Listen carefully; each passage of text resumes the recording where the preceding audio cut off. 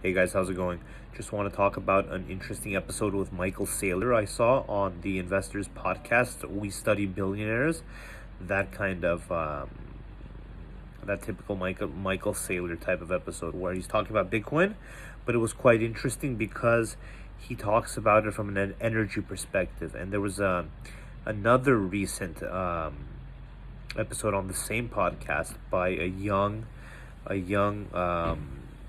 U.S. fellow at MIT. I think class of 23 at MIT. I think he's doing his PhD there in the U.S. Space Force, and he talked about the same thing from a defense perspective. And the thing is, the thing they talked about, the thing that Saylor is reiterating is that the fact that Bitcoin requires physical energy is an inherent advantage, an inherent an important aspect of Bitcoin that's inherent to it, because it's tied to real world items, to real world things, namely energy.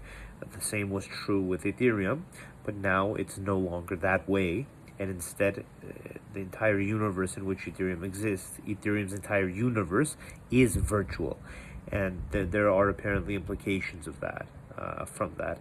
And Michael Saylor, we'd expect him to talk that kind of talk because he's like a Bitcoin maximalist.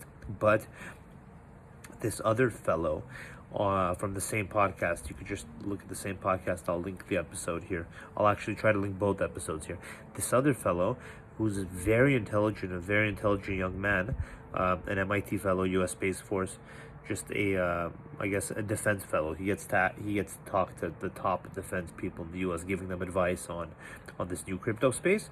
So I think he's doing his PhD at MIT. He's basically saying the same thing Saylor is saying. So it's pretty interesting. The something I didn't consider much, the inherent kind of benefits of having real world ties, even though there are crazy costs to it. And that's why we had the recent Ethereum merge. That's why Ethereum is no longer proof of work, it's now proof of stake, because there are so many benefits of going proof of stake, but apparently the costs of going proof of stake are quite intense and real as well.